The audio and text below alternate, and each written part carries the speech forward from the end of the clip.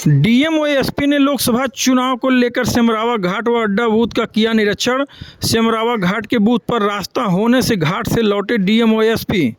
लोकसभा चुनाव को लेकर डीएम व एसपी ने महाराजगंज जनपद के नौतनवा तहसील क्षेत्र के सेमरावा घाट व अड्डा बूथ का निरीक्षण किया और संबंधित अधिकारियों को आवश्यक दिशा निर्देश दिया। वहीं सेमरावा गांव में नदी से होकर जाने वाला मार्ग न होने से डीएम व एसपी घाट से वापस चले आए और अधिकारियों को दोनों बूथों पर बेहतर सुविधा देने की बात कही। फिर डीएम व एसपी ने अड्डा में स्थित Mahatma Buddha inter college booth का निरीक्षण किया।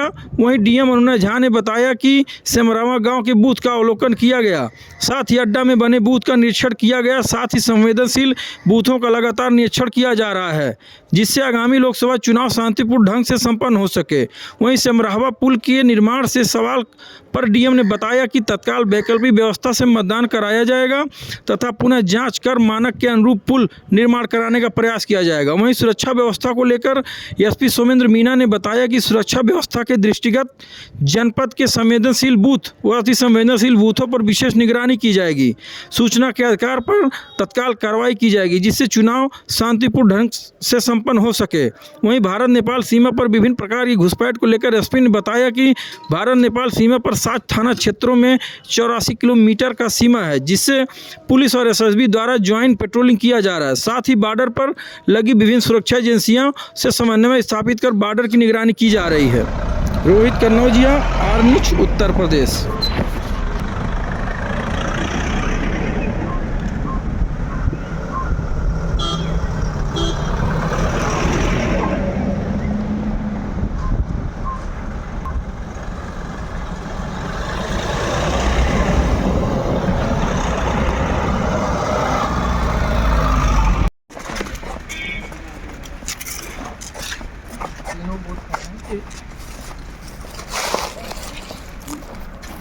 एक कोई खोल सकते हैं क्या? कोई है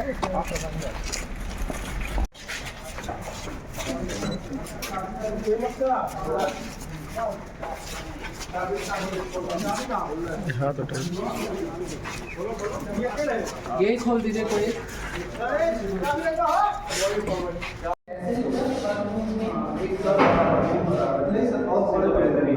मतलब मेरा कहना है कि इस तरह से एंट्री हो जाएगी, एक्सेस हो जाएगी। अच्छा, फोर्स रुकेगा उसमें, बूथ होंगे तो उसमें फोर्स नहीं रुकेगा। ऐसा और भी है कि कहीं? केवल यही है ना, इसको हम रखेंगे नहीं फोर्स के लिए। ये होमगार्ड के लिए रखा है, सिविल पुलिस के लिए रखा है। लिस्ट तो दे दी है सभी थानों का, आपको नहीं पता होगा।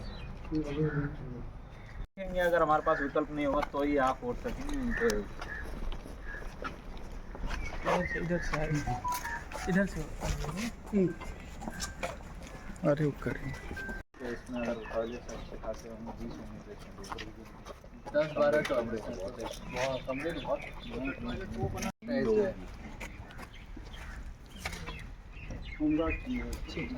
लोकसभा चुनाव नज़दीक, ऐसे में जिले में कुल कितने बूथ बनाए गए, उसको कितनी कैटेगरी में रखा गया?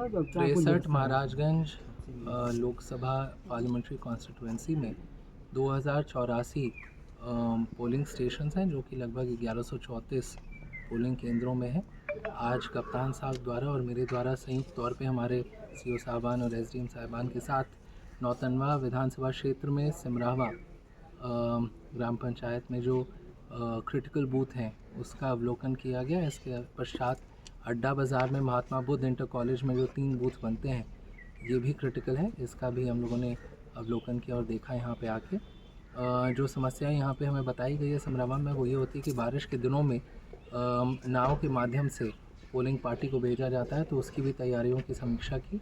इसके अलावा महात्मा बुद्ध इंटर कॉलेज में यह भी बताया गया कि फोर्स पूर्व चुनाव में रुकती रही है, उसके बारे में भी हम लोग विचार विमर्श कर रहे हैं कि उसको कैसे आगे बढ़ाया जाए, उस वर्क को कैसे आगे बढ़ाया जाए।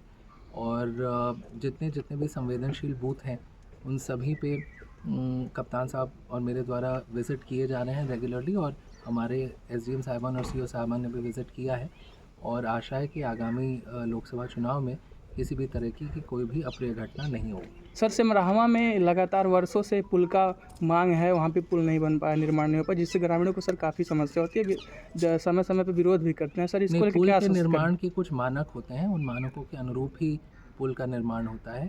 तो वैकल्पिक व्यवस्था ज़रूर वहाँ पे बनाई जा रही है। जहाँ तक मानकों का सवाल है उसका पुनः परीक्षण किया जाएगा और मानक के अनुरूप होगा तो ज़रूर उसको बनवाया जाएगा। Thank you. ठीक है, क्योंकि महाराजगंज पर भारत नेपाल के अंतर्राष्ट्रीय सीमा पर पड़ता है, तो बूथों पर पुलिस व्यवस्था किस तरह से की गई है और संवेदनशील बूथों पर किस तरह की सुरक्षा की मतलब विशेष व्यवस्था की गई है?